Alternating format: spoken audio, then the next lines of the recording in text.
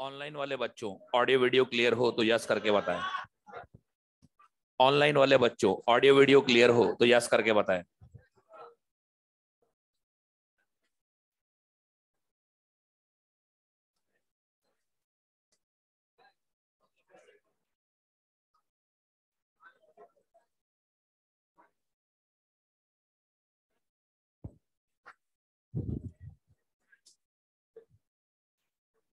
लाओ भाई, कहां तक हो गया इसमें? कौन सा क्वेश्चन?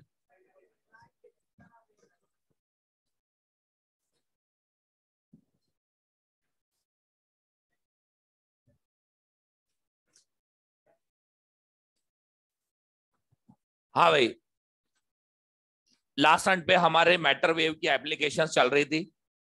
इसके अंदर हमने बात कर चुके हैं अब तक। अगर डी ब्रॉगली वेवलेंथ और स्पीड गिवन हो क्वेश्चन में तो lambda equals to H upon M V. अगर काइनेटिक एनर्जी दे रखी हो तो H upon under root 2m के। अगर पोटेंशियल डिफरेंस दे रखा हो तो एच बटे under root 2m Q V. अगर एक्सक्लूसिवली इलेक्ट्रॉन की बात चल रही हो तो 12.27 बटे अंडर रूट वी। अगर आपको वेवलेंथ गिवन हो एंगस्ट्रॉम में और वोल्टेज चाहिए तो 150 अपॉन लैम्डा स्क्वायर। ये हमारी बातें हो चुकी थी और सबकी एप्लीकेशंस हम ले चुके हैं। थोड़ा सा आगे बढ़ते हैं। देखो, मान लो हमारे सामने इस तरीके से दो प्लेट इलेक्ट्रोड्स हैं। इनको हमने पोलैरिटी दे रखी है। ये 100 वोल्ट की बैटरी जोड़ रखी है। ये ए प्लेट है, ये बी प्लेट है। ऐसे है, ये प्लेट ऐसे रखी हुई है। ये प्लेट्स इस तरीके से रखी हुई हैं। आपको तो सामने से किनारे नजर आ रहे हैं। ठीक है भाई। अब इसके अंदर एक इलेक्ट्रॉन प्रोजेक्ट किया गया। इस इलेक्ट्रॉन की काइनेटिक एनर्जी है 300 इलेक्ट्रॉन वोल्ट। मेरा सिर्फ आपसे पूछना है कि जब ये इलेक्ट्रॉन इससे बाहर निकलेगा तो इसकी डी ब्रॉगली वेवलेंथ क्या होगी। लिखो, in the given figure, in the given figure electron is projected, in the given figure electron is projected in plate A, in plate A. Find its de Broglie wavelength, find its de Broglie wavelength when it emerges out, when it emerges out from plate B.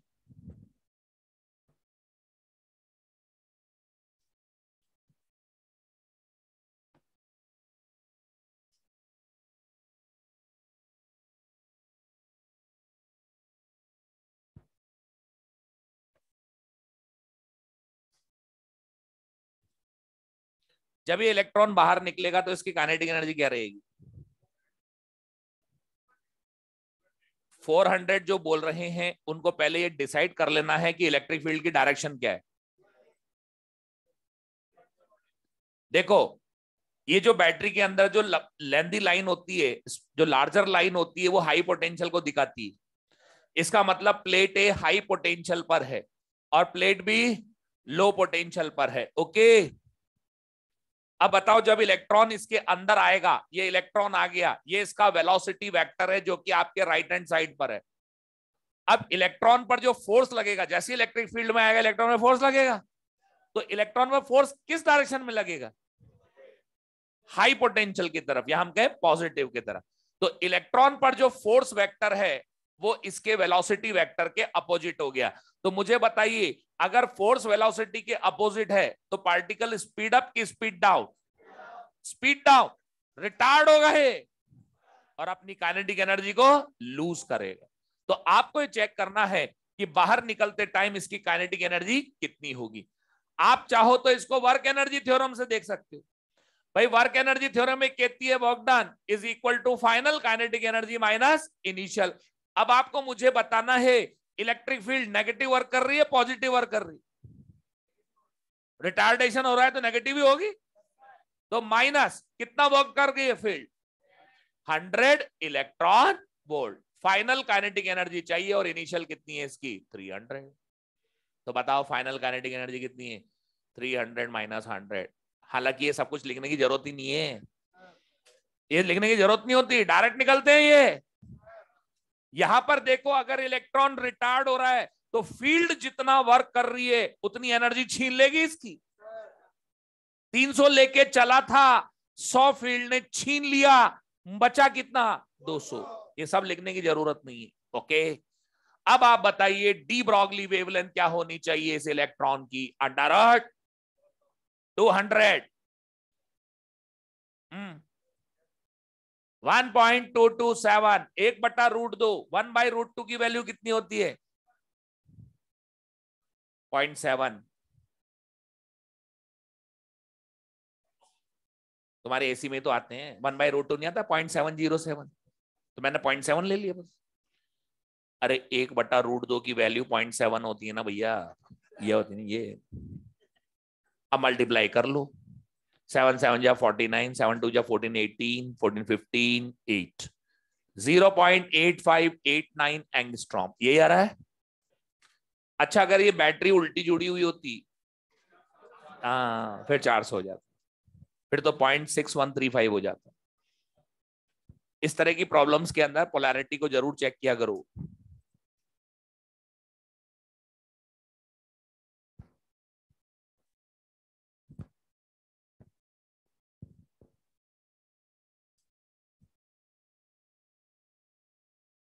तो जब भी ऐसे question आवे electric field वाले, polarity जरूर check करें कि field की डायरेक्शन किधर है, उसके अकॉर्डिंगली वेलोसिटी के डायरेक्शन में देखा करो फोर्स। अगर फोर्स डायरेक्शन में है तो बढ़ जाएगी, अपोजिट है तो घट जाएगी, काइनेटिक एनर्जी कम हो जाएगी ना। अब मैं आपसे छोटी बातें पूछ रहा हूं, मुझे बताएं अगर एक प्रोटॉन है, इसको 1 वोल्ट पोटेंशियल डिफरेंस से एक्सेलरेट करें, कितनी काइनेटिक एनर्जी गेन करेगा? 1 इलेक्ट्रॉन वोल्ट। प्रोटॉन के मास का 1840 टाइम कम होता है। अगर इलेक्ट्रॉन को 1 वोल्ट से एक्सेलरेट करे कितनी एनर्जी गेन करेगा? मास 1840 गुना कम है। यस, इलेक्ट्रिक फील्ड को सिर्फ चार्ज और पोटेंशियल डिफरेंस से मतलब है, उसको मास से मतलब नहीं। ठीक है जी।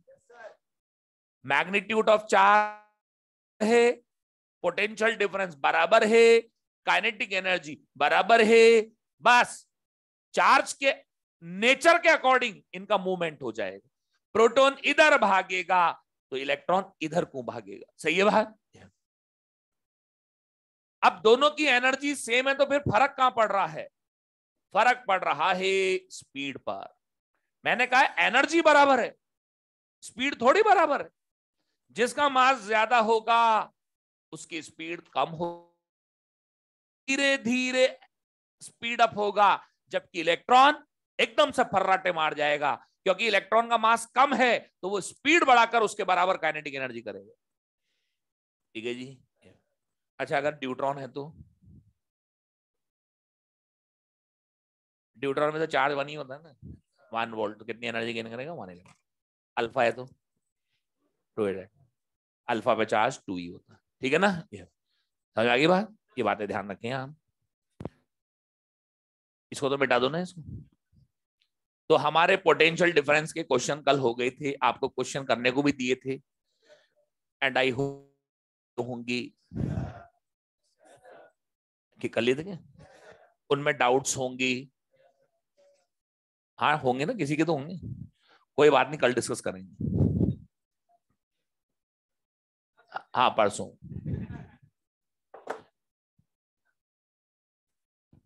परसों कर लेंगे डिस्कस।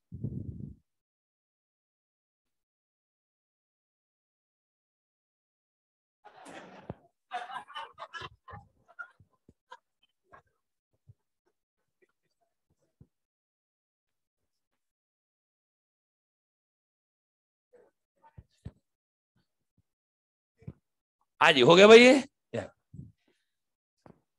देखिए जिस तरीके से इलेक्ट्रॉन के लिए हमने फाइंड किया था, वैसे प्रोटॉन, न्यूट्रॉन और अल्फा के लिए भी होते हैं, लेकिन ये एम्स में काम आया करते थे, अब एम्स ही चले गए, तो ये किसी काम भाई पहले ये प्रोटॉन के, प्रोटॉन 0.286 बटे अंडर रूट वी, लेकिन ये एम्स एग्जाम के लिए हुआ करता, जब अलग से होता था एम्स एग्जाम। नीट में तो ये कोर्स में कभी रहा ही नहीं, नीट में तो सिर्फ इलेक्ट्रॉन है, 12.27 बटे अंडर रूट वी, उसके अलावा कुछ भी नहीं है, ठीक है जी। तो इसलिए अब इन चीजों का कोई मतलब ही नहीं रह गया, लिखो तो लिखो, नहीं तो मत लिखो, कोई फर्क नहीं पड़ रहा, लेकिन पहले इनको लिखा जाना पड़ता था, आते थे, और न्यूमेरिकल दूर की बात है, फार्मूले आते थे सीधे, सीधे फार्मूले पूछ लेते हैं कि बताओ अल्फा की डी ब्रॉगली वेवलेंथ क्या होगी, न्यूट्रॉन की क्या होगी, प्रोटॉन की क्या होगी, ठीक है ना। तो आप चाहें तो लिखें, वरना ऐसी कोई जरूरत नहीं है, ये तो मैंने इसलिए लिख दिया क्योंकि कई बार आप लोग क्वेश्चन सॉल्व करते हैं तो वो आ जाते हैं क्वेश्चंस में लिखे हुए, तो आप परेशान ना हो जाए, इसलिए मैंने बता दिया बस। हालांकि मैं आपसे खुद कह रहा हूं कि नहीं आएंगी, आपके कोर्स में सिर्फ इलेक्ट्रॉन है, लिखा हुआ आता है सिलेबस में।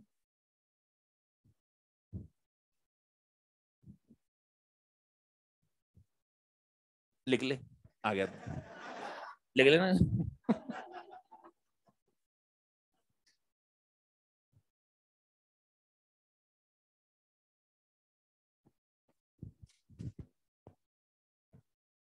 आज हो गए। चलिए ये थी बात हमारी यहां पर चार्ज पार्टिकल की डी ब्रॉगली वेवलेंथ की। अब नेक्स्ट हेडिंग डालेंगे आप, D Broglie wavelength of अनचार्ज particle, D Broglie wavelength of अनचार्ज particle.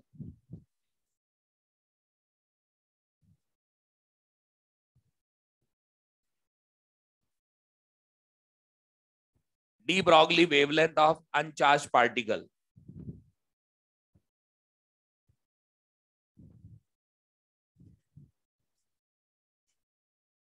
देखिए अनचार्ज पार्टिकल है तो सबसे पहला नाम आएगा हमारे न्यूट्रॉन।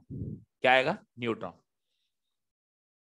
देखिए न्यूट्रॉन के अंदर इलेक्ट्रिक फील्ड का तो कोई मीनिंग नहीं है, मीनिंगलेस है इलेक्ट्रिक फील्ड तो, लेकिन न्यूट्रॉन को अपने को मोशन में लाना है, जब तक मोशन में नहीं लाएंगी मैटर वेव कैसे एसोसिएट होगी। तो न्यूट्रॉन को मोशन में लगाने के दो तरीके हैं, या तो अपन किसी पार्टिकल से कोलाइड करके एनर्जी दे दें, या फिर इसको थर्मल एनर्जी प्रोवाइड कर दे, तो बिल्कुल गैस मॉलिक्यूल की तरह बिहेव करेगा और भागा भागा फिरेगा। समझ रहे हो बात को? तो इसमें दो तरह के क्वेश्चन होते हैं, या तो आपको न्यूट्रॉन की काइनेटिक एनर्जी दे रखी होती है, हवा है, या फिर आपको टेम्परेचर दिया रहता है। दो तरह के क्वेश्चन। एनर्जी की बात कर लेता हूं। अगर न्यूट्रॉन की एनर्जी आपको गिवन है तो आपको एनर्जी वाला फार्मूला लगाना है, एच बटे under root 2 mass of neutron into kinetic energy. भाई इसमें थोड़ी सी हेल्प मैं आपकी ये कर सकता हूं कि जो एक कांस्टेंट्स है न्यूट्रॉन के लिए, इनको मैं थोड़ा सॉल्व कर लूं। इनको सॉल्व करूंगा तो आता है 0 बटे अंडर रूट। काइनेटिक एनर्जी आपको लिखनी है, लेकिन ये काइनेटिक एनर्जी आपको लेनी है इलेक्ट्रॉन वोल्ट। न्यूट्रॉन के लिए जब ये सॉल्व कर लेते हैं कांस्टेंट्स को, तो रिजल्ट आता है 0.286। बस ये ध्यान रखना कि इस फार्मूले में काइनेटिक एनर्जी इलेक्ट्रॉन वोल्ट में अगर आपने ली है तो आंसर किस में आएगा? एंगस्ट्रॉम। अब अगर मान लीजिए आपसे कहे कि न्यूट्रॉन को टी केल्विन टेम्परेचर पे रखा हुआ है, किस पे रखा है? टी केल्विन टेम्परेचर पे, ओके। तो मुझे बताइए आइडियल गैस की एवरेज काइनेटिक एनर्जी क्या होती है अगर टी केल्विन टेम्परेचर पे? 3/2 kT, where K is Boltzmann constant, we know very well. सही है।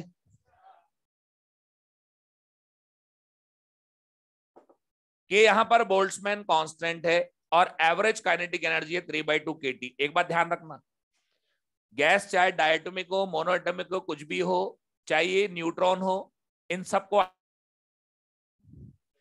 सारी गैसेस आइडियल हैं, ओके।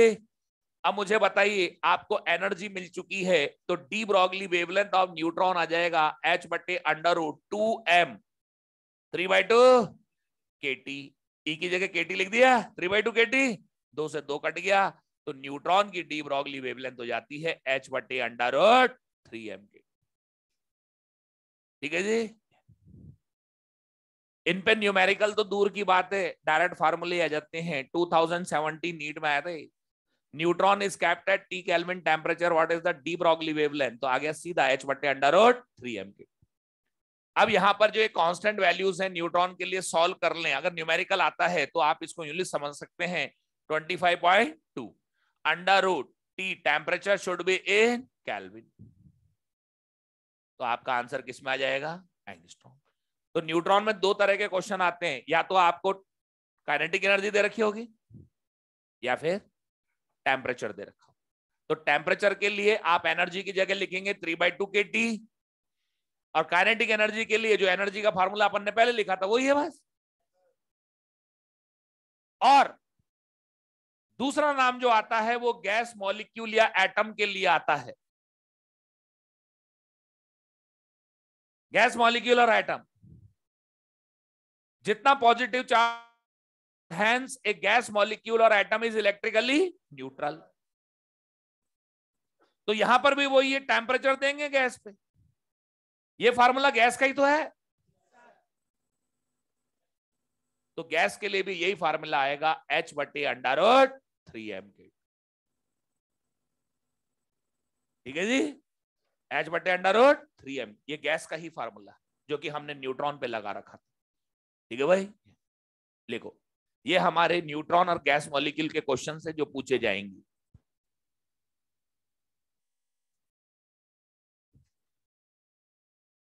सारी गैसेस को आइडियल मान के चलना, सभी के लिए ये लगाना 3/2 kT।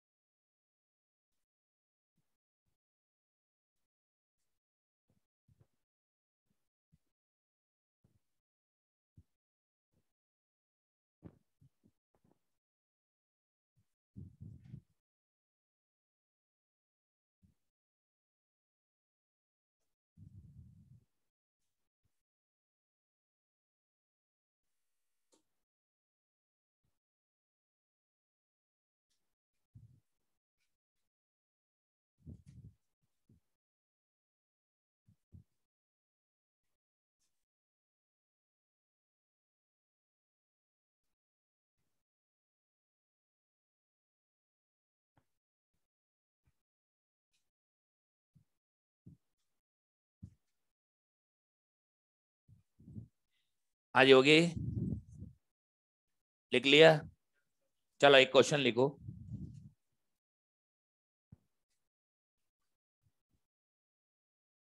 H2 and O2 gases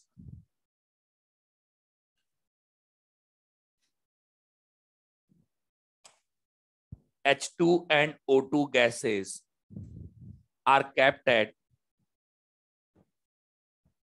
27 degrees Celsius and 127 degrees Celsius.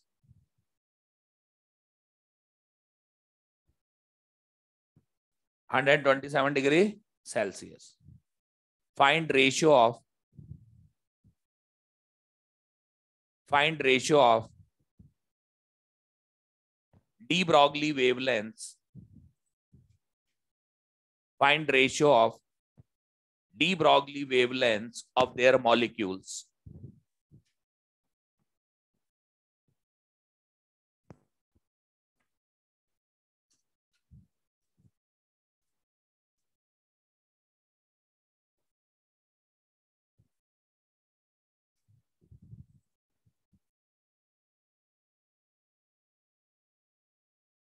हाँ जी, टेम्परेचर डिफरेंट है और मास डिफरेंट है, बाकी तो सब कांस्टेंट हो गए ना यहाँ पे। तो lambda proportional to 1/√, mass into temperature, तो रेशियो बनेगा λ1 बटे λ2 √m2 बटे m1 इंटू T2 बटे T1। मास,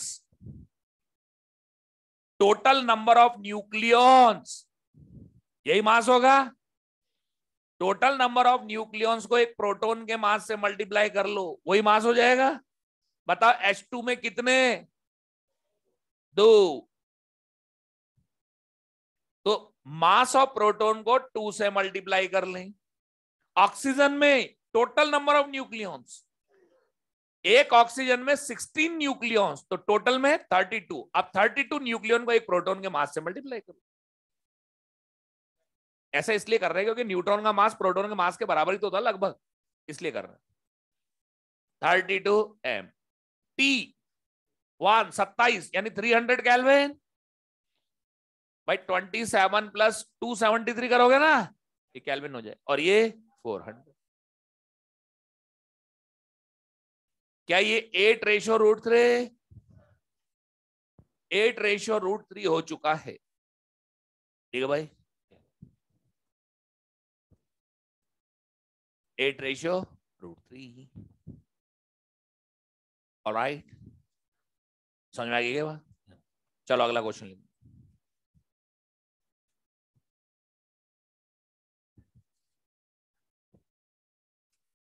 फाइंड de Broglie wavelength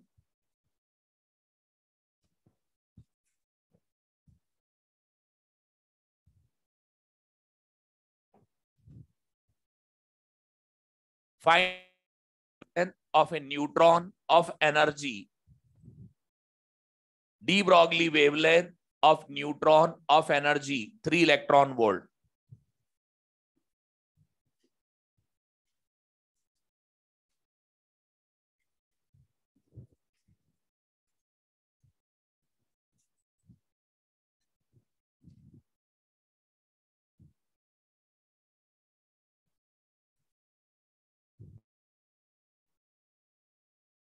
ये रहा 0.286, ये लग जाएगा ना।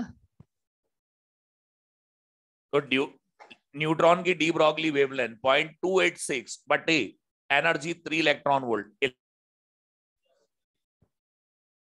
0.286 √3 1.732, ये बन जाएगा 2.86 बटे 17 पॉइंट 17 बन जाए 17 11 116 17 6 112।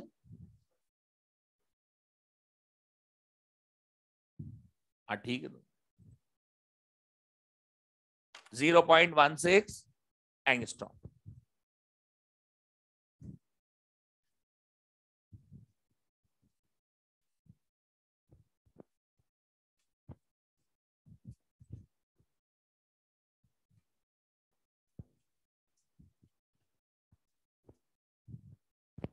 हाँ जी, अनचार्ज पार्टिकल की डी ब्रॉगली वेवलेंथ हो जाएंगी क्या आपकी?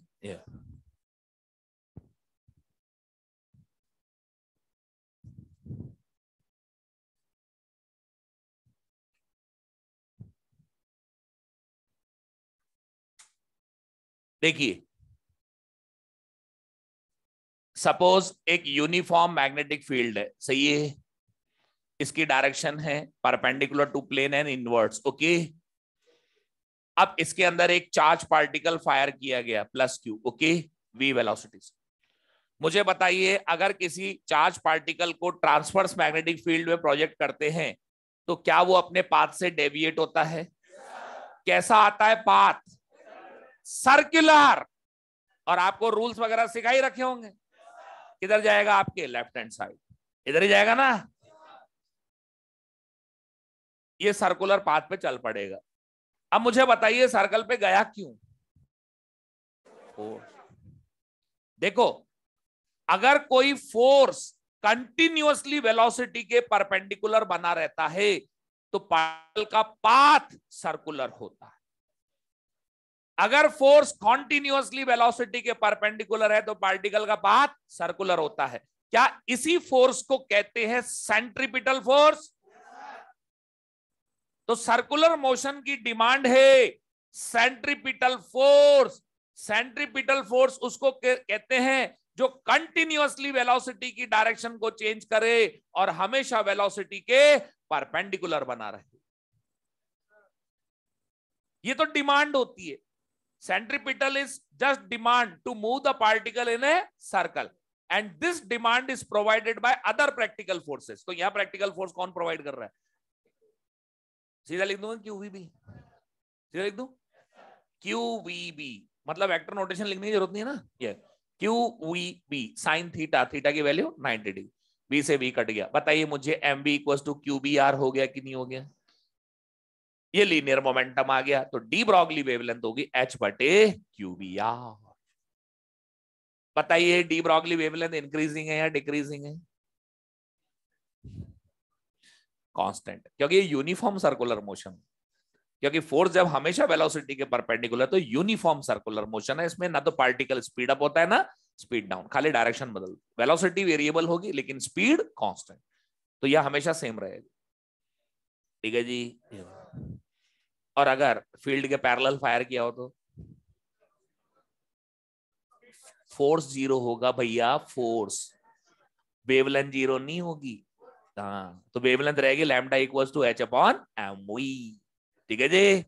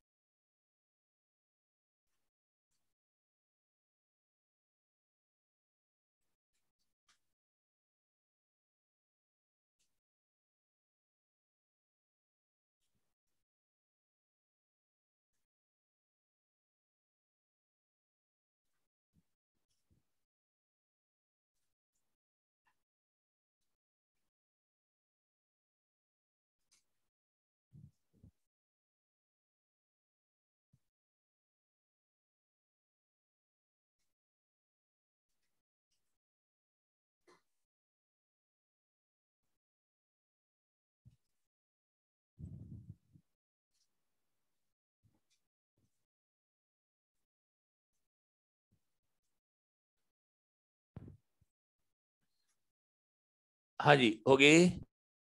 अब एक क्वेश्चन लिखो आप।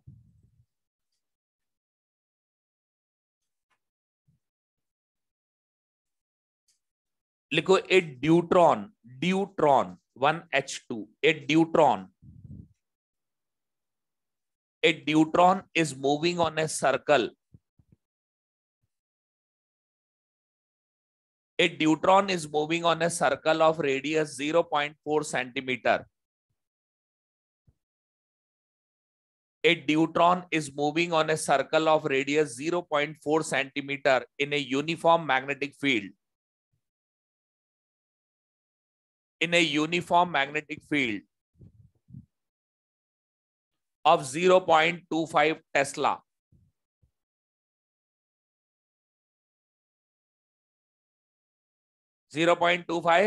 Tesla.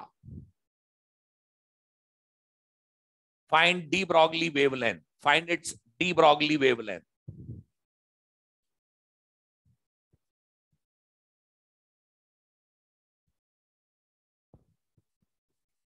ये तो फार्मूला बेस्ड हो गया बिल्कुल। रखो वैल्यू, करो सॉल्व। न्यूट्रॉन पे चार्ज कितना होता है? ई होता है कि 2E होता है? ई रखो।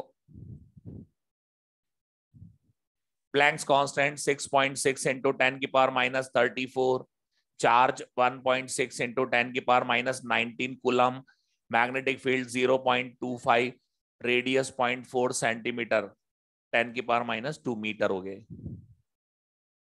है ना? वैल्यू रख दो ना एज इट इज।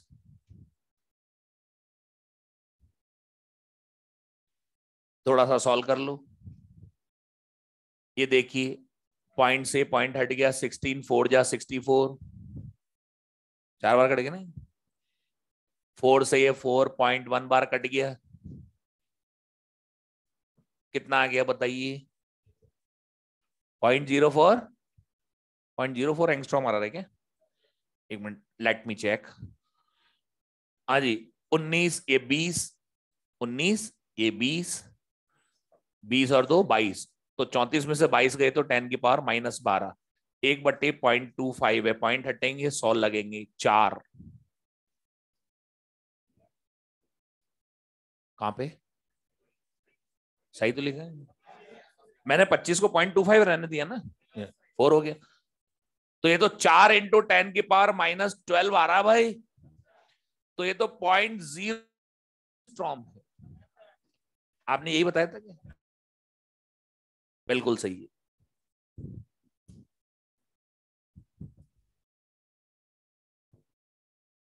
हाँ जी, ये मैग्नेटिक फील्ड क्या आएंगे कर लेंगे क्या? एक बार आ चुका है आपके क्वेश्चन। अब इसमें ना न्यूट्रॉन हो, प्रोटॉन हो, अल्फा हो, कोई भी फायर कर देते हैं, ठीक है ना? ठीक है, कर लोगे ना? तो फार्मूला बेस्ड है, बिल्कुल सिंपल। चलिए, ये थी बात हमारी यहाँ मैग्नेटिक फील्ड की। अब हम आगे बढ़ते हैं।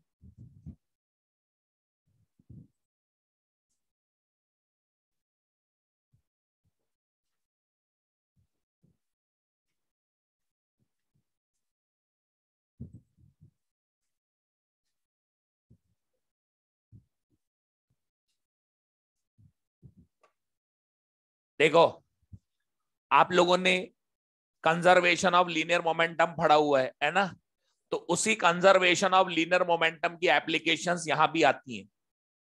कैसे आती है मैं आपको बता देता हूं, लेकिन उससे पहले एक छोटा सा रिकॉल करना चाह रहा हूं मैं। COLM का आपको आता है, बहुत अच्छी बात है। एक छोटा सा रिकॉइलिंग कर रहा हूं, रिकॉल कर रहा हूं। देखिए, एक मास पार्टिकल है m, ये रेस्ट पर है। किस पर है? रेस्ट पर। बॉम्ब मान लीजिए, बॉम्ब है ये। अब ये बॉम्ब रेस्ट पर है, अब ये एक्सप्लोड हो गया इन 2 parts. The bomb is exploded into 2 parts. देखिए, एक्सप्लोजन गन पाउडर में आग लगने से होता है। भाई, इस बम की बत्ती में आग लगा दें तो ये एक्सप्लोड हो जाएगा। तो मुझे बताइए, गन पाउडर के एक्सप्लोजन से एक इंपल्सिव फोर्स तैयार होता है। वो इंपल्सिव फोर्स इसके फ्रैगमेंट्स पे लगता है, उस वजह से इसके फ्रैगमेंट्स मोशन में आ जाते। आते कि नहीं आते? ये बम फूट गया, ठीक है जी।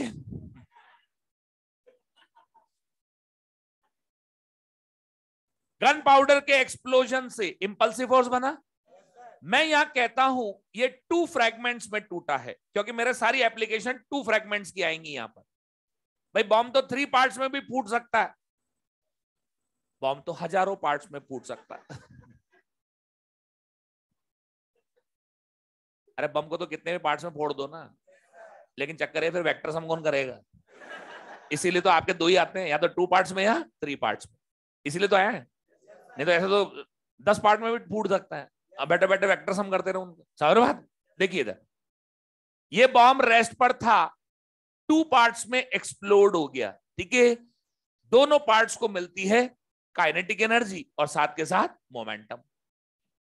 अब कंजर्वेशन ऑफ लीनियर मोमेंटम ये कहता है कि अगर एक्सटर्नल फोर्स एब्सेंट है तो पूरे सिस्टम का इनिशियल मोमेंटम, यानी जितने भी फ्रैगमेंट्स हैं उन सबके मोमेंटम का वेक्टर सम, और सिस्टम के फाइनल मोमेंटम का वेक्टर सम बराबर रहता है।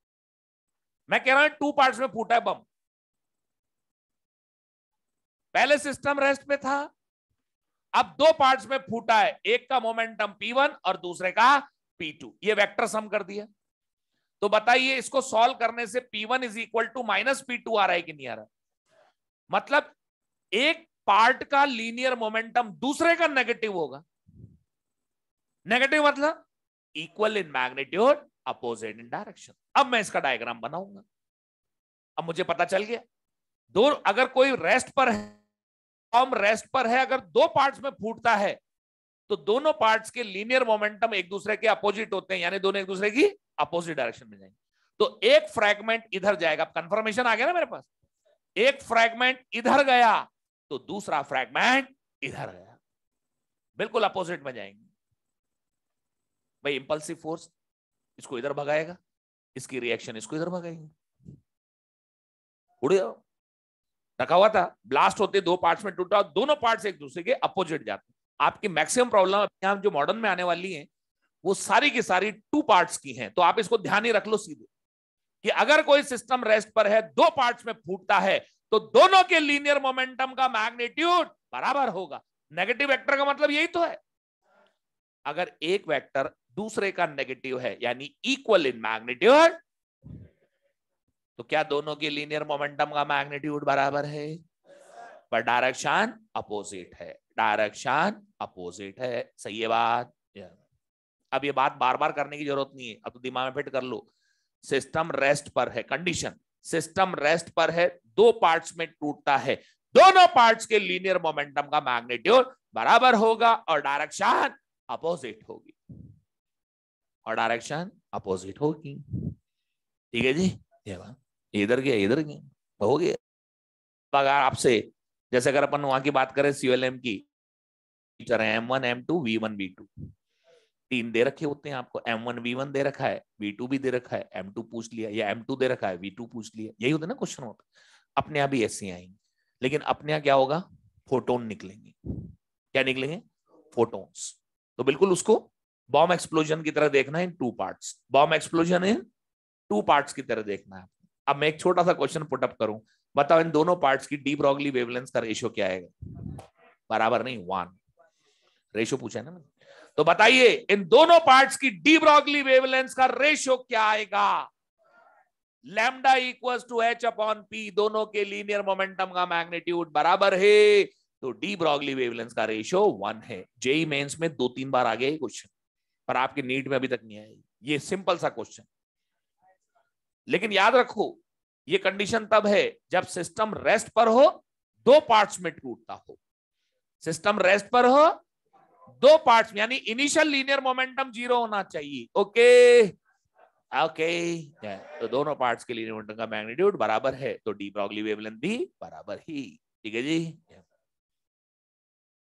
तो आप ऐसा करो, इसको यूं लिखो, क्वेश्चन की फॉर्म में लिखो, है ना, यूं लिखो, a bomb of mass small m, a bomb of mass small m, a bomb of mass small m at rest explodes in two parts, explodes in two parts, explodes into two parts. Okay, find ratio of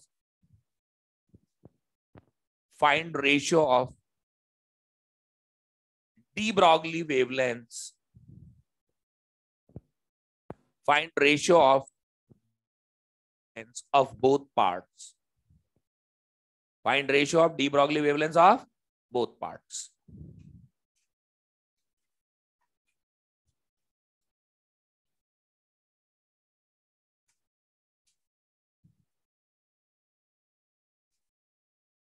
तो याद रखिएगा, system rest पर हो, दो parts में explode होता हो, तो उस कंडीशन में दोनों पार्ट्स के लीनियर मोमेंटम का मैग्नीट्यूड बराबर होता है, तो डी ब्रॉगली वेवलेंथ का रेशियो भी बराबर यानी 1 आएगा।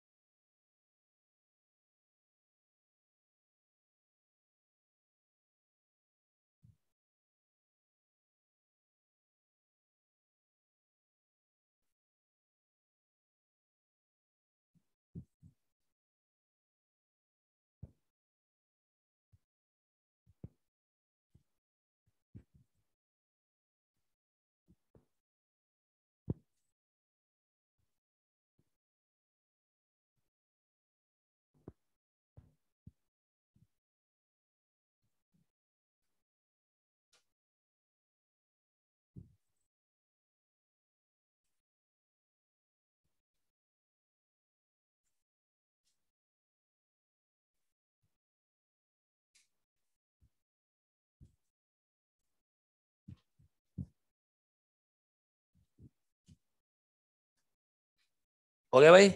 अब लिखो एक question. A nucleus of mass capital M, a nucleus of M at rest emits a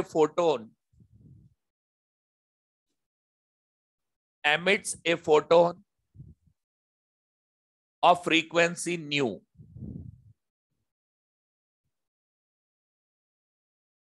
Emits a photon of frequency nu. Emits a photon of frequency nu.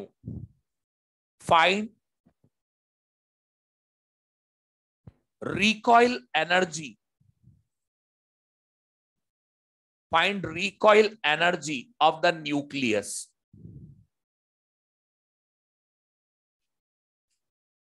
अब देखो अपने यहां क्या है, अभी फोटोन छूटेंगे इनसे। क्या छूटेंगे? फोटोन। ध्यान से देखना भी इधर, ये न्यूक्लियस रेस्ट पर है। देखिए इसने बैठे बैठे एक फोटोन को छोड़ दिया। हमें मालूम है अगर कोई सिस्टम दो पार्ट्स में टूटता है तो दोनों पार्ट एक दूसरे के अपोजिट जाएंगे। तो यहां पर ये गया फोटोन। मैंने आपसे पहले भी कहा था फोटोन को जब भी सीएलएम की इक्वेशंस में दिखाओ हमेशा मोमेंटम से दिखाओ, एनर्जी से मत दिखाओ। बताओ फ्रीक्वेंसी न्यू है तो linear momentum H nu by C. ये फोटोन चला गया, ये न्यूक्लियस पीछे हट गया। न्यूक्लियस के पीछे हटने को ही तो कहते हैं रिकॉइल। बंदूक है, गोली चल गई,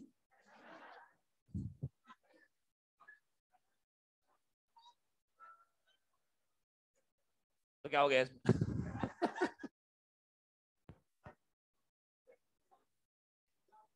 अब इधर बुलेट जैसे ही फायर करेंगे, बुलेट सामने गई तो इंपल्सिव फोर्स ने अगर बुलेट को मोमेंटम दिया है तो गन को भी मोमेंटम देगा अपोजिट डायरेक्शन में, तभी तो इनका वेक्टर सम 0 होगा।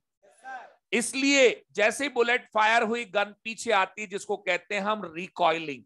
तो सिमिलरली एक पार्ट सामने गया, हमें मालूम है सिस्टम रेस्ट पर है, दो पार्ट्स में टूट रहा है तो दोनों पार्ट एक दूसरे के अपोजिट जाएंगे। तो एक पार्ट गया तो दूसरा पार्ट के अपोजिट जाने को कहते हैं रिकॉइलिंग। क्या बोलते हैं इसको? रिकॉइल। मैं कहता हूं इसकी रिकॉइल स्पीड है वी। अब अगर आपको एक कंसेप्ट पता है कि सिस्टम रेस्ट पर है और दो पार्ट्स में टूटा है, दोनों पार्ट्स के मोमेंटम के मैग्नीट्यूड बराबर है, डायरेक्शन अपोजिट है, तो ये पूरा तामझाम बार बार बार लिखने की जरूरत नहीं। अब आप सीधे मोमेंटम के मैग्नीट्यूड बराबर कर दो। बताओ इसका मोमेंटम वही, इसका मोमेंटम एच न्यू बाई सी। तो वी आपके पास आ गया एच न्यू बटे एम इंटू सी। अब रिकॉइल एनर्जी पूछी है, मैंने काइनेटिक एनर्जी पूछी है, तो बताइए हाफ एम वी स्क्वायर। अब वी स्क्वायर की जगह लिख दो half M H square nu square बटे एम स्क्वायर सी स्क्वायर। ये लीजिए, ये आपके नीट में आया हुआ क्वेश्चन। अब मुझे बताओ दोनों मैच कराओ, एकदम एक जैसे नहीं लग रही?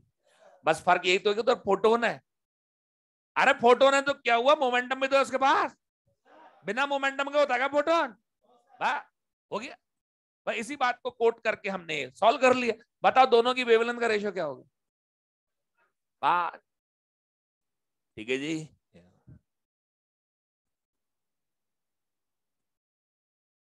क्योंकि lambda equals to H upon P photon के लिए भी लगता है और मटेरियल पार्टिकल के लिए भी लगता है, इसलिए अपन कह सकते हैं कि लैम्डा बराबर रहेंगे।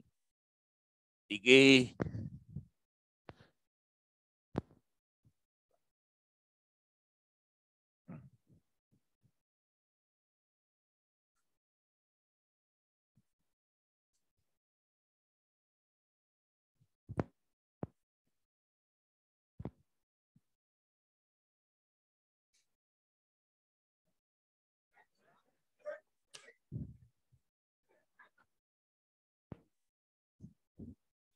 हाँ जी हो गई।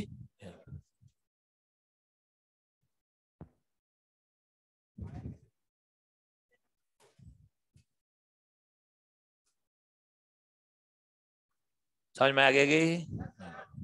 चलो एक और क्वेश्चन लिखो।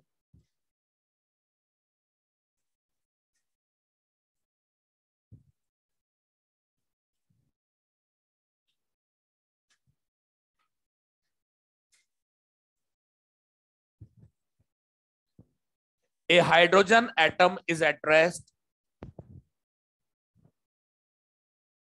A hydrogen atom is at rest in which a hydrogen atom is at rest in which transition of electron takes place from energy level 4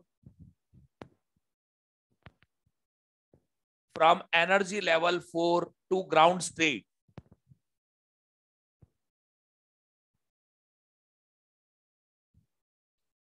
Energy level 4 to ground state. Hence a photon is emitted.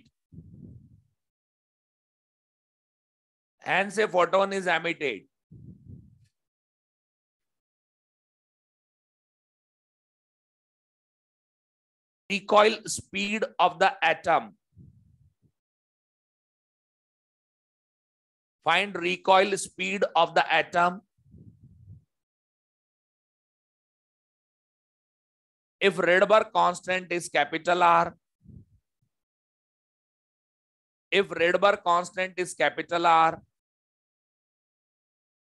and mass of atom is small m. Mass of atom is small m.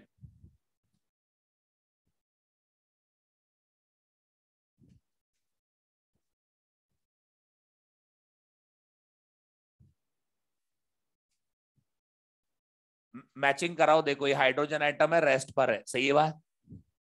अभी इसने एक photon छोड़ा, मुझे बताओ क्या system 2 parts में टूट रहा है? अरे 2 पार्ट का मतलब एक न्यूक्लियस और एक फोटोन है या नहीं है? ये हाइड्रोजन एटम रेस्ट पर था, 2 पार्ट्स में टूट गया, इधर चला गया फोटोन। मैं कहता हूं फोटोन की वेवलेंथ लैम्डा है, तो बताओ फोटोन का मोमेंटम h/λ। क्या हाइड्रोजन एटम इसके अपोजिट जाएगा? इसी को कहा जा रहा है रिकॉइल। बताओ आप। इनिशियली सिस्टम रेस्ट पर है, 2 पार्ट्स में टूट रहा है, तो दोनों पार्ट्स के मोमेंटम का मैग्नीट्यूड बराबर। हाइड्रोजन एटम मटेरियल पार्टिकल है, मटेरियल पार्टिकल का मोमेंटम वही फोटोन का h/λ। ये लो, रिकॉइल स्पीड आ गई है। ये लो, ये कोई बहुत बड़ी रॉकेट साइंस है ना भाई। एक थोड़ा सा चक्कर पड़ रहा है, वेवलेंथ नहीं दे रखी क्वेश्चन में वेवलेंथ गिवन नहीं है, हमें लानी है। क्या इसके लिए आपको एक अलग से कहानी सुनाई गई ट्रांजिशन की? Transition of electron is taking place from energy level 4 to ground state, यही बोला ना? बताइए ये जो फोटोन निकल के जा रहा है, क्या इस फोटोन की एनर्जी लेवल 4 और एनर्जी लेवल 1 के डिफरेंस के बराबर आएगी? What is the energy of nth energy level? Energy level n की एनर्जी कितनी होती है बोहर मॉडल से? 13.6 माइनस 13.6 माइनस 13.6 किसकी वैल्यू होती है? Rydberg constant, Planck's constant, speed of light का प्रोडक्ट होता है 13.6। अब क्वेश्चन रिडबर्ग कांस्टेंट कह रहा है तो अपने को पूरा लिखना पड़ेगा, 13.6 नहीं लिख सकते, बट इंटू z²/n², यही होता है कि नहीं होता? बताओ। यही को केमिस्ट्री में पढ़ते हो ना, वो 1/λ वाला फार्मूला, वो लगा दो सीधे, या ये लगा दो, वो तो एक ही चीज है। तो क्या होती है बताओ?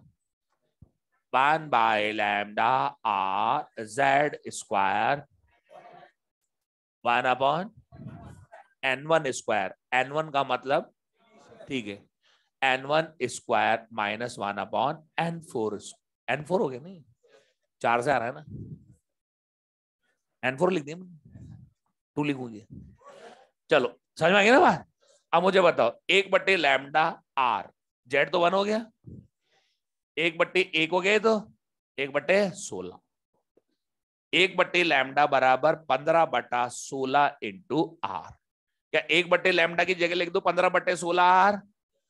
15/16 आर H/m। बताओ ना, उसमें भी रिकॉइल एनर्जी, उसमें रिकॉइल एनर्जी पूछी थी, स्पीड पूछ ली, क्या फर्क पड़ गया? सब एक जैसे कंसेप्ट है या नहीं? बताओ बताओ, तुम भी ऑनलाइन वालों, ऑनलाइन वालों तुम भी बोला करो, खामोश क्यों रहते हो तुम?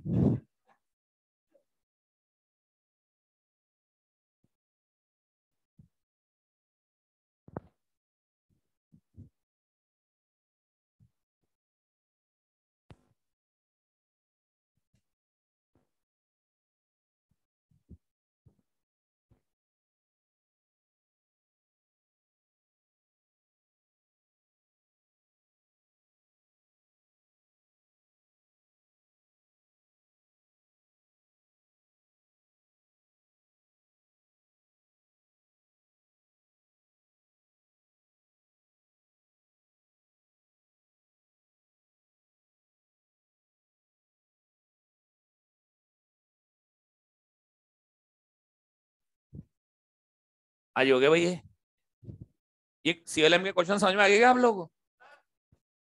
हो जाएंगे ये है भाई सीएलएम, ये खत्म हो जाता है, इट्स ओवर नाउ, ओके। ये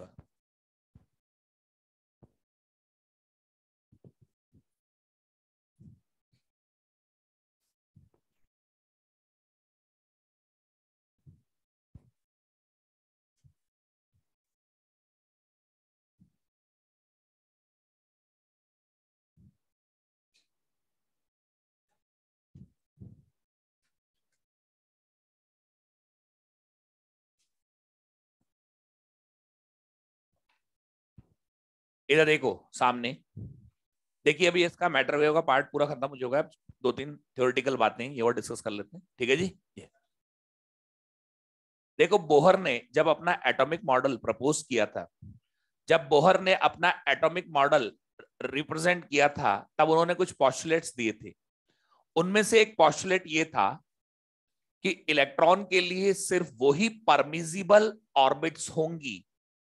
for electron only those orbits are permissible where angular momentum, मान लो रेडियस आर है, वेयर एंगुलर मोमेंटम, बताइए पॉइंट मास के लिए क्या होता है angular momentum? MVR. Angular momentum MVR, MVN RN. सुन लो, सर नील्स बोहर ने जब अपने एटॉमिक मॉडल में पॉस्टुलेट्स दिए थे, तब उन्होंने कहा था कि इलेक्ट्रॉन चाहे जहां चक्कर नहीं काट सकता, इलेक्ट्रॉन केवल उन्हीं ऑर्बिट्स में चक्कर काट सकता है जहां उसका एंगुलर मोमेंटम एमवीआर h/2 का इंटीग्रल मल्टीपल, h/2 का इंटीग्रल मल्टीपल, यहां n की वैल्यू है 1 2 3 एंड सो ऑन, ठीक है, 1 2 3 4 एंड सो ऑन। जैसा देखो फर्स्ट ऑर्बिट की बात करूं, फर्स्ट ऑर्बिट के अंदर n की वैल्यू 1 होगी, तो एंगुलर मोमेंटम कितना होना चाहिए इलेक्ट्रॉन का? h/2 सेकेंड ऑर्बिट में 2 इंटू h/2 थर्ड ऑर्बिट अगर मान लो कहीं है 2.5 h/2, ये एग्जिस्ट नहीं करेगी,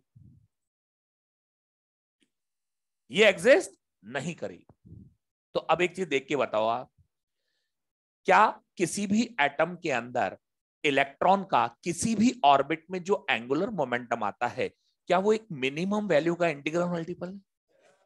एक मिनिमम वैल्यू h/2 का इंटीग्रल मल्टीपल है या नहीं है? सुनो, अगर कोई फिजिकल क्वांटिटी अपनी मिनिमम वैल्यू की इंटीग्रल मल्टीपल में एग्जिस्ट करती हो, अगर कोई फिजिकल क्वांटिटी अगर अपनी एक मिनिमम वैल्यू की इंटीग्रल मल्टीपल्स में एग्जिस्ट करती हो, तो हम कहते हैं वो फिजिकल क्वांटिटी क्वांटाइज्ड है, और वो जो मिनिमम वैल्यू है वो उसके क्वांटम की वैल्यू है।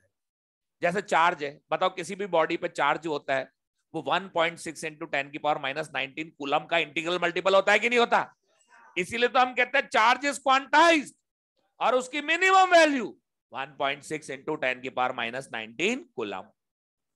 लाइट अगर गिरी, मोनोक्रोमेटिक लाइट, बताओ एक क्वांटा की एनर्जी एच न्यू, तो उस पर जो क्वांटा गिर रहे हैं क्या वो एच न्यू के इंटीग्रल मल्टीपल्स गिर रहे हैं, इसलिए हम कहते हैं यहां पर ये लाइट क्वांटाइज्ड है।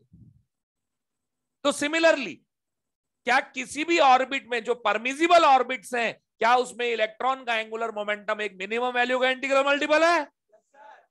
तो क्या हम कह सकते हैं एंगुलर मोमेंटम क्वांटाइज्ड है? और क्वांटा की वैल्यू कितनी है? H upon 2π। इसीलिए इस कंडीशन को कहते हैं बोहर्स क्वांटाइजेशन कंडीशन। क्या बोलते हैं? यानी इसके अकॉर्डिंग इलेक्ट्रॉन का एंगुलर मोमेंटम क्वांटाइज्ड होता है, h अपॉन 2π का इंटीग्रल मल्टीपल। ये ऐसा सर नील्स बोहर ने बोला। उनसे पूछा कि भाई ये कैसे आया है, आप इस पर थोड़ा सा इसको एलेबोरेट करो, तो पता नहीं वो उसको समझा नहीं पाए। समझ रहे बात को? फिर उसके बाद ये भी रूल आउट होने वाला था, लेकिन फिर इसको बचाया डी ब्रॉगली ने। डी ब्रॉगली ने यूं कहा कि जब कोई इलेक्ट्रॉन न्यूक्लियस के अराउंड चक्कर काटता है तो वो एक स्टैंडिंग वेव की तरह बिहेव करता है। किसकी तरह? Standing wave, stationary wave. ये वेव है भाई, ना तो वेव कंसेप्ट आ गया ना इनका। इन्होंने कहा कि इलेक्ट्रॉन जब चक्कर काटता है तो एसोसिएटेड होती है, और ये वेव है स्टैंडिंग वेव। क्या है ये? स्टैंडिंग। तो whenever an electron moves around a nucleus, it behaves as a standing wave. It behaves as a standing wave. फिर इन्होंने यूं कहा, for electron only those orbits are permissible. Only those orbits are permissible where the length of the orbit माने circumference. Length of the orbit माने circumference is integral multiple of its wavelength. Integral multiple of its wavelength, यानी n की value है 1, 2, 3 and so. देखो, जैसे दो दीवारों के बीच में एक रस्सी है और यहां एक स्टैंडिंग वेव बना दी स्टैंडिंग वेव। क्या स्टैंडिंग वेव बस ओन प्लेस पर ऑसिलेट करती रहती है? इसमें एनर्जी का प्रोपेगेशन नहीं होता। उनसे पूछा भाई ऐसा क्यों कह रहे हो आप, एन लैम्डा होना चाहिए। तब इन्होंने कहा कि देखिए, हमने एक स्ट्रिंग के अंदर स्टैंडिंग वेव बनाई यहां पर, लेकिन स्ट्रिंग के दोनों एंड्स अलग अलग है, जबकि हमारी ऑर्बिट एक क्लोज लूप है, तो दोनों एंड्स एक ही पॉइंट पर आएंगे। दोनों एंड्स एक ही पॉइंट पर आएंगे, तो दोनों पॉइंट्स का सेम फेज पे मिलना जरूरी है। दोनों एंड्स का सेम फेज पे मिलना जरूरी है। अब ये वेव ट्रेन है। अब आप मुझे बताइए, सक्सेसिव पॉइंट्स जो कि सेम फेज में हैं, उनके बीच की डिस्टेंस कितनी होती है? बताओ, अगला पॉइंट कितनी डिस्टेंस है? लैम्डा। इसके साथ सेम फेज वाला अगला पॉइंट कितनी डिस्टेंस पर है? कितनी पर है? 2 लैम्डा। अगला पॉइंट कितनी डिस्टेंस पर है? कितनी पर है? 3। ऑर्बिट एक क्लोज लूप है, दोनों एंड्स एक ही पॉइंट पर मिलेंगी, तो दोनों का सेम फेज में मिलना जरूरी, और ये तभी पॉसिबल है जब यहां पर कंप्लीट वेव हो, या तो एक हो या 2 कंप्लीट वेव हो। कंप्लीट वेव उसको कहते हैं जिसकी लेंथ लैम्डा होती है। एक complete wave length lambda, 2 complete wave 2 lambda. Here orbit is a closed loop, both ends should meet in same phase. That is why the length of the wave should be lambda, 2 lambda, 3 lambda. इसी condition में पहला point और आखिरी point same phase में होते। पढ़ा जानते हैं ना इस बात को? सेम है ये, ठीक है जी। जब इन्होंने ये बात कही अपनी, तो उन्होंने कहा भी ठीक है, क्लोज ऑर्बिट है, दोनों एंड सेम फेज में मिलेंगे, तो सेम फेज में मिलने के लिए टोटल लेंथ कितनी होनी चाहिए? तो लैम्डा होना चाहिए, 2 लैम्डा, 3 लैम्डा। जस्टिफाइड हो गई ये बात। जैसे ही बात क्लियर हुई, इन्होंने फौरन अपना फार्मूला लिख दिया। भाई इलेक्ट्रॉन की है ना वेवलेंथ, तो h अपॉन mv। अब 2π और mv को इंटरचेंज कर दो, nh अपॉन 2π। क्या यही बोहर का पोस्टुलेट था? इस तरीके से डी ब्रॉगली ने इस बात को डिराइव कर दी। इन्होंने डिराइव कर दी ना, इसलिए बोहर मॉडल बच गया। समझ रहे बात को? वरना ये भी रूल आउट हो रहा था। ठीक है भाई, हो गया। अब अपने यहां क्वेश्चन बनेंगे। अपने क्वेश्चन इस इक्वेशन पे आएंगे। अपने क्वेश्चन इस इक्वेशन पे आएंगे। यूं कहेंगे आपसे, बताइए फर्स्ट ऑर्बिट में वेवलेंथ कितनी है?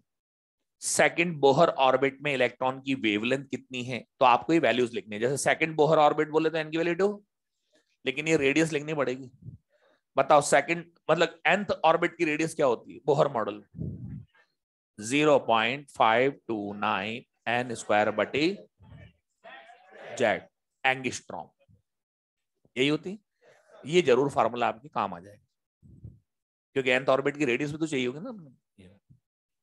ठीक है जी। अब लिखो heading, Bohr's quantisation condition. Bohr's quantisation condition.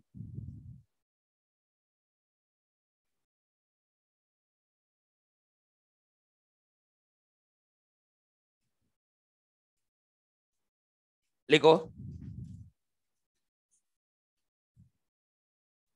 According to de Broglie,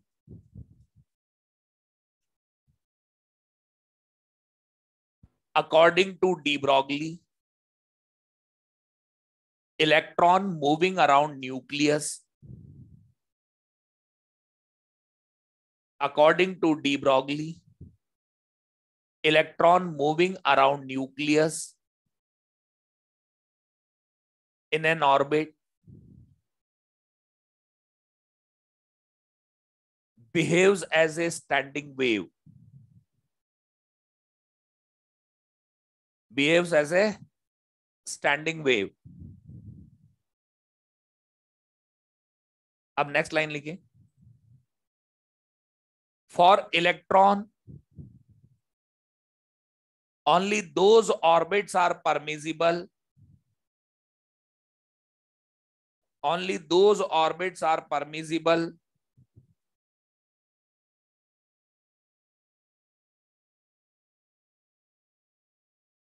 where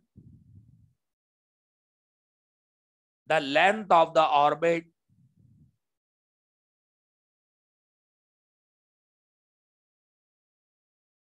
or circumference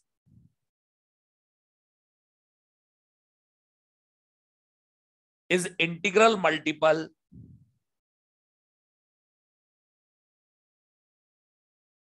of its wavelength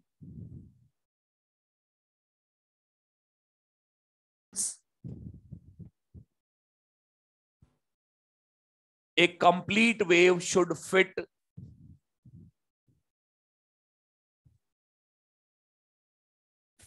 in the orbit।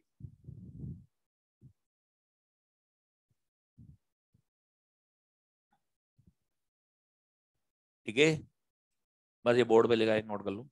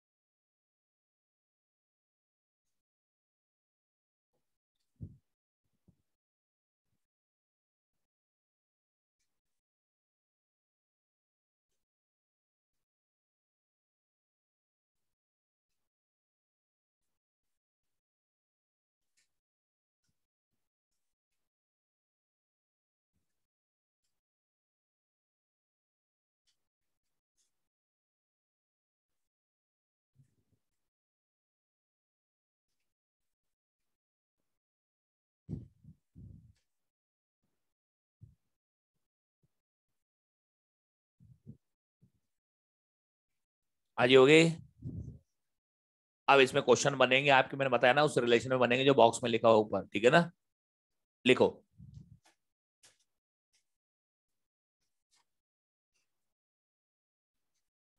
Find de Broglie wavelength of electron. Find de Broglie wavelength of electron in second Bohr orbit. Find de Broglie wavelength of electron in second Bohr orbit.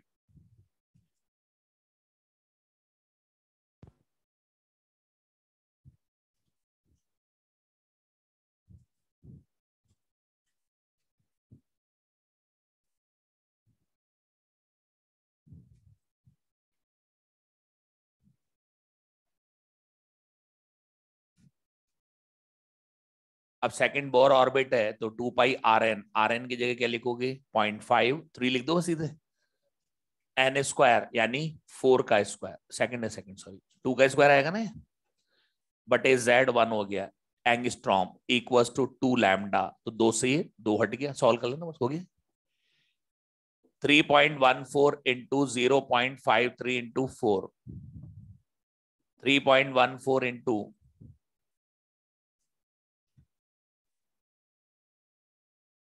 21 point ये हो गया multiply हो जाएंगे ना अभी हो गया ऐसे निकालना है आप हो जाएंगे कि कर लोगे ना इनको इस तरीके से ये प्रॉब्लम सॉल्व करनी है आपको एंड आई थिंक आप लोग कर लेंगे इसको सॉल्व हो जाएगा कि ये थी बात सर नील्स बोहर की क्वांटाइजेशन कंडीशन की जो डी ब्रॉगली ने जस्टिफाई कर दी ओके ठीक है भाई ये एक थ्योरेटिकल कंटेंट हमारा हो गया अब हम आगे बढ़ रहे हैं मिटा दो इसे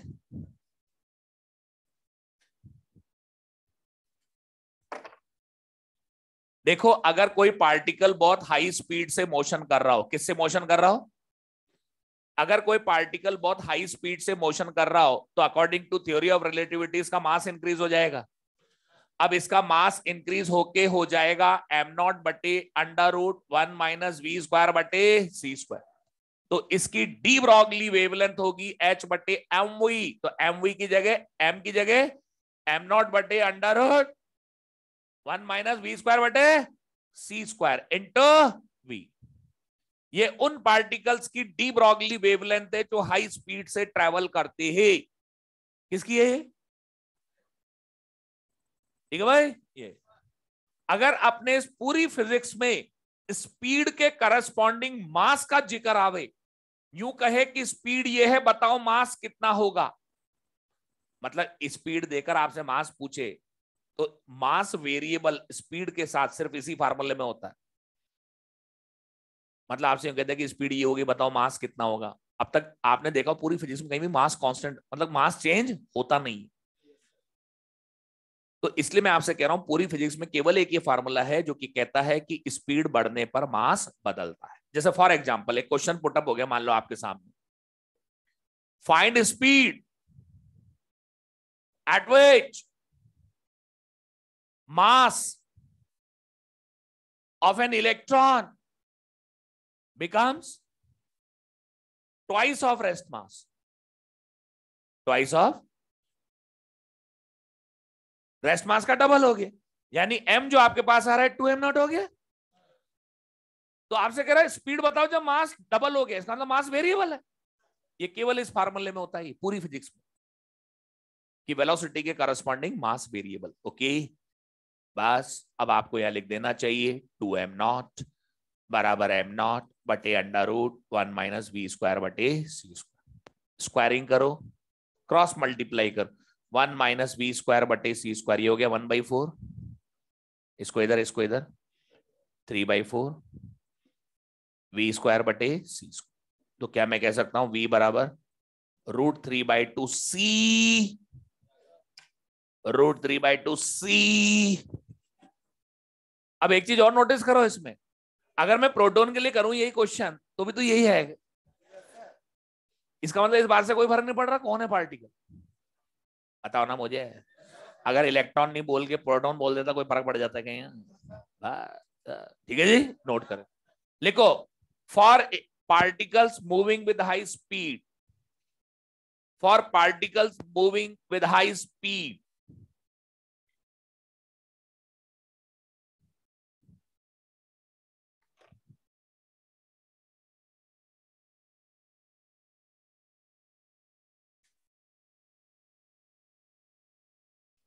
ना एज इट इज नोट करिए, क्वेश्चन खुद ही लिख दिया।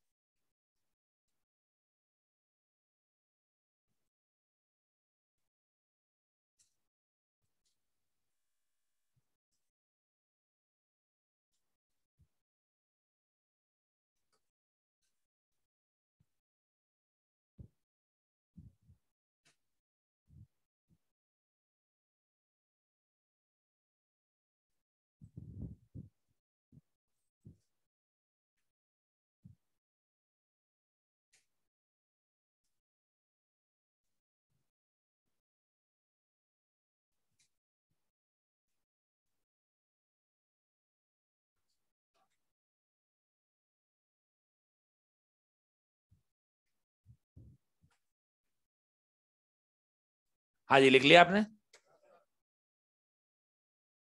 हो गया भाई?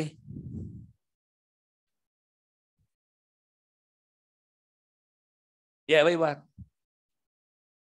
अब इसके अंदर अपना एक एक्सपेरिमेंट बच रहा है, डेविसन जर्मर एक्सपेरिमेंट। वो तो अगली क्लास में ही होगा, लेकिन उससे पहले एक छोटी सी भाई थ्योरेटिकल पॉइंट निपटा लो ना आज सारे के सारे। अब इसमें एक छोटा सा पॉइंट और है कि electron microscope uses wave nature of electron. Electron microscope आपके है नहीं कोर्स में बिल्कुल भी, लेकिन इसमें ध्यान रखें ये छोटे मोटे थ्योरेटिकल पॉइंट पूछे जाते हैं कि इलेक्ट्रॉन माइक्रोस्कोप क्या यूज लेता है, तो आप कहोगे वेव नेचर ऑफ इलेक्ट्रॉन। और दूसरा ये इलेक्ट्रॉन माइक्रोस्कोप का नाम जरूर आएगा, उसमें आपको पोटेंशियल डिफरेंस भी दिया जाएगा, तो आपको फार्मूला सिर्फ ये लगाना है बस। आप तो ये ध्यान रखो इलेक्ट्रॉन के लिए अगर वेवलेंथ पूछे और पोटेंशियल डिफरेंस दे रखा हो, चाहे वो इलेक्ट्रॉन माइक्रोस्कोप का नाम ले, चाहे वो डेविसन जर्मर एक्सपेरिमेंट का नाम ले, सिर्फ एक ही फार्मूला लगे। चाहे वो डेविसन जर्मर एक्सपेरिमेंट हो, चाहे इलेक्ट्रॉन माइक्रोस्कोप हो, अगर पोटेंशियल डिफरेंस दे रखा है और वेलोसिटी पूछी जा रही है, सॉरी वेवलेंथ पूछी जा रही है, तो सिर्फ एक ही फार्मूला है। ठीक है ना? नीचे लिख दो इस पॉइंट को। Electron microscope uses wave nature of electron. Electron microscope uses wave nature of electron. ठीक है?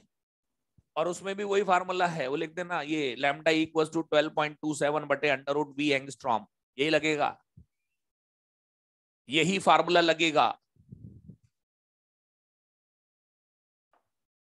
12.27 upon under root V angstrom, यही लगेगा। Okay,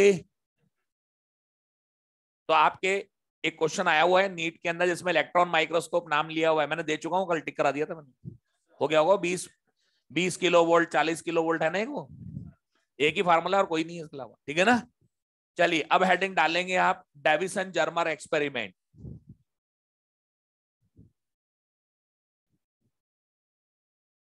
deviation Germer experiment.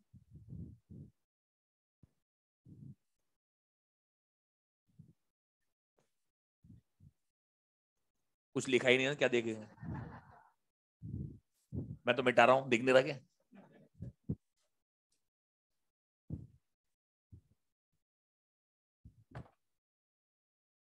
सुनिए, अब नेक्स्ट हेडिंग डलेगी डेविसन जर्मर एक्सपेरिमेंट। देखिए हमारा मैटर वेव खत्म हो चुका है, बस ये आखिरी पॉइंट आ गया बस। अब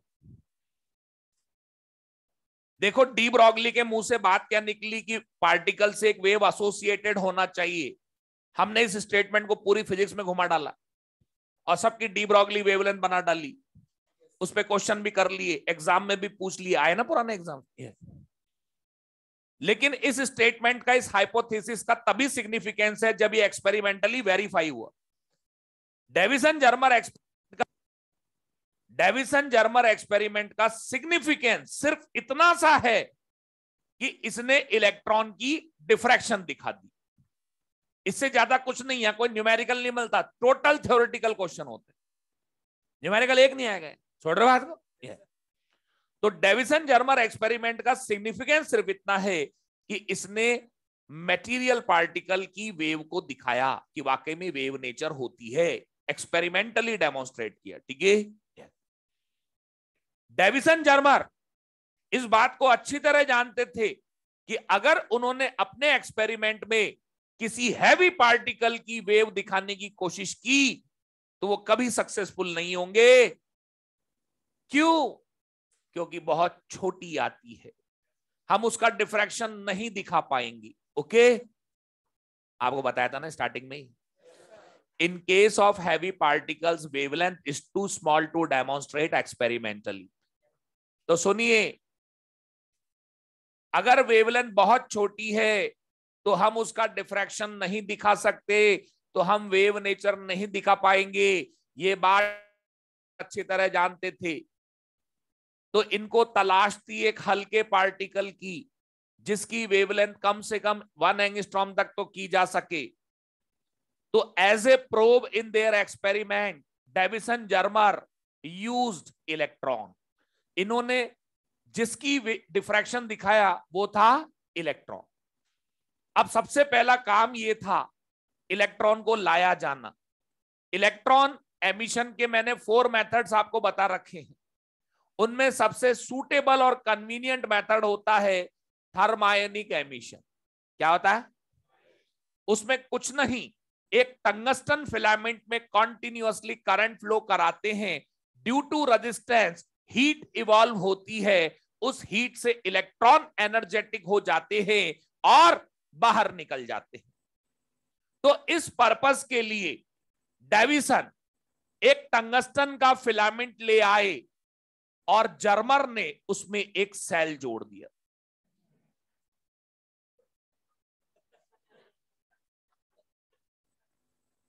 भाई एक्सपेरिमेंट कर रहे हैं तो मिलजुल के कर रहे होंगे, बोलो।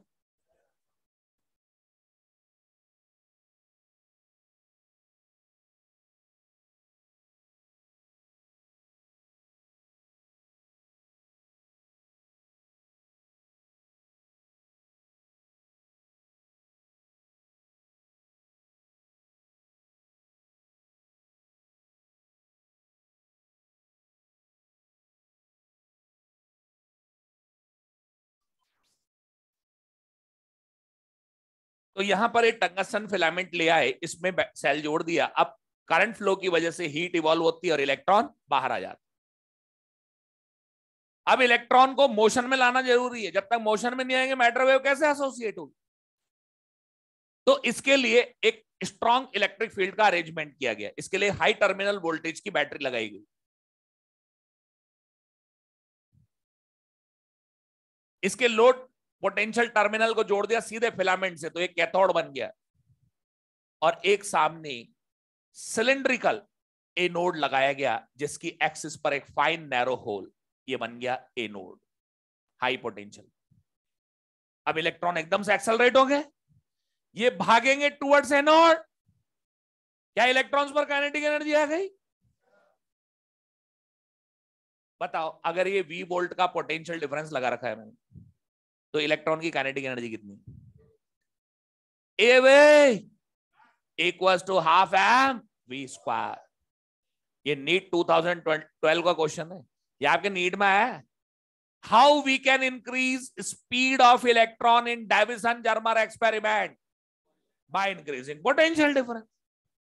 ये जिसको पता है वो फटाक लगे से आंसर देगा। दूसरी बात, एक बार क्वेश्चन ये भी आ चुका है, Davisson Germer experiment applied potential differences वी, what is the de Broglie wavelength of electron? अरे है तो इलेक्ट्रॉन ही, है तो पोटेंशियल डिफरेंस ही, तो एक ही लगेगा फार्मूला, इसके अलावा कोई नहीं है। अभी बता रहा था ना मैं आपको, यही लगेगा और कोई नहीं लग रहा। तो नाम आता है बट डेविसन जर्मर, फार्मूले तो ये लगते हैं सब। अब इलेक्ट्रॉन एक्सेलरेट हुए, जो इलेक्ट्रॉन एनोड के होल की एक्सिस पर होते हैं ये बिना रुके स्ट्रेट फॉरवर्ड निकल जाते हैं। और बाकी के इलेक्ट्रॉन्स को एनोड रोक लेता है। तो बताइए क्या एक फाइन कॉलिमेटेड इलेक्ट्रॉन बीम मिल गई? इलेक्ट्रॉन बीम कॉलिमेटेड मतलब हर इलेक्ट्रॉन पैरेक्सियल है, एक दूसरे के पैरेलल है, बाकी कोई एनोड रोक लेता है, वो घूम फिर के सर्किट में फिर आ जाते हैं। इस एपरेटस को कहते हैं electron gun. It is called electron gun. इस एपरेटस को कहा जाता है इलेक्ट्रॉन गन। तो थर्माइनिक एमिशन से इलेक्ट्रॉन प्रोड्यूस किए, फिर स्ट्रॉन्ग इलेक्ट्रिक फील्ड लगाकर इनको एक्सेलरेट किया और एक फाइन नैरो बीम तैयार कर ली। अब इसको ले जाकर इन्होंने इंसिडेंट कर दिया निकल क्रिस्टल। इसके सामने निकल लगा दिया। अब इलेक्ट्रॉन जाके निकल से टकराए, ठीक है, और टकरा कर वेरियस डायरेक्शंस में स्कैटरिंग हो गई। वेरियस डायरेक्शंस में स्कैटरिंग हो गई, फैल गए। जैसे मान लो एक वाटर स्ट्रीम है, सामने की दीवार पर अगर इंसिडेंट कर दूं तो दीवार से टकरा के वाटर स्ट्रीम फैल जाती है ना, स्कैटरिंग होती है ना, ऐसे इलेक्ट्रॉन स्कैटर हो जाते हैं वेरियस डायरेक्शंस। अब इन इलेक्ट्रॉन्स का डिटेक्शन होता है, इनको पकड़ते हैं इन इलेक्ट्रॉन्स को। इसके लिए एक सर्कुलर स्टैंड होता है, इसके ऊपर एक इलेक्ट्रॉन डिटेक्टर लगा रहता है और ये इलेक्ट्रॉन डिटेक्टर गैल्वेनोमीटर से कनेक्टेड, ठीक है। अब मान लीजिए यहां से इलेक्ट्रॉन स्कैटर होके आ रहा है, इंसिडेंट इलेक्ट्रॉन स्कैटर्ड इलेक्ट्रॉन के बीच के एंगल को कहेंगे स्कैटरिंग एंगल। क्या बोलेंगे? अब जैसे इलेक्ट्रॉन यहां आके इकट्ठे होंगे लो पोटेंशियल पे हो जाएगा, ये ग्राउंड होती है जीरो, माने हाई पोटेंशियल हो गया इसके लिए, तो इलेक्ट्रॉन फ्लो करना स्टार्ट करते हैं फ्रॉम लो टू हाई, तो गैल्वेनोमीटर डिफ्लेक्शन दे। तो आपको वेरियस स्कैटरिंग एंगल्स पर, भाई यहां से लोगे 0 डिग्री 10 डिग्री 20 डिग्री 30 डिग्री, सही है बात, तो वेरियस स्कैटरिंग एंगल्स पर करंट की वैल्यू नोट की जाती है। ये इसमें ऑब्जर्वेशन होता है। वेरियस स्कैटरिंग एंगल्स पे यहां से घुमाया ना, ये 10 डिग्री नोट कर ली करंट, 20 डिग्री नोट कर ली करंट, 30 डिग्री नोट कर ली करंट, अप टू 90 डिग्री, ये करंट के मेजरमेंट्स, ठीक है। तो आप ऐसा करो, इसको तो बना लो डायग्राम को, तो बाकी कल बता दूंगा, ठीक है ना, क्योंकि क्लास का टाइम हो गया आपकी। वो तो मैं बना दूंगा फटाफट, आपको नहीं बनाना, आप तो एक ही बार बना के रख लो, वो तो मैं बना दूंगा जल्दी जल्दी।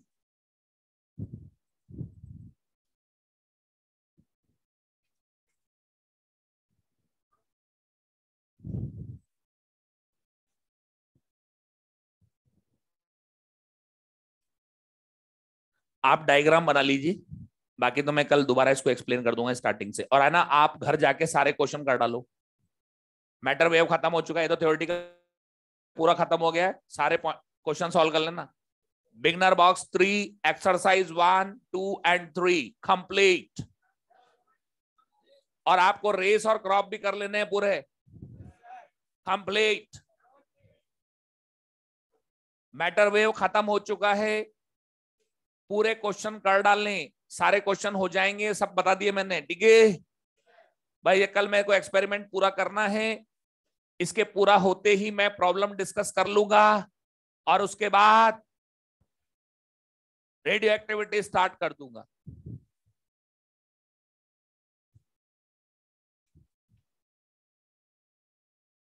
ऑनलाइन वाले बच्चों सुन लिया ना तुमने? सुनाई तो देता है ना तुम्हें?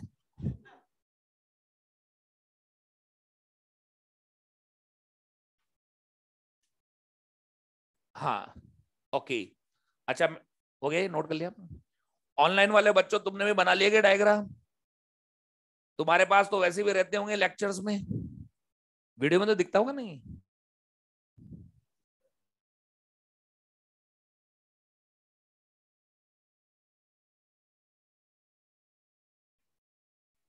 हाँ आदित्य कुमार, बिल्कुल सही है ये बात, वो तो एक क्वेश्चन पूछ रहा हूं, ठीक है भाई। अब मैं लॉग आउट हो रहा हूं, ऑनलाइन वाले बच्चों बाय बाय, ऑनलाइन वाले बच्चों बाय बाय।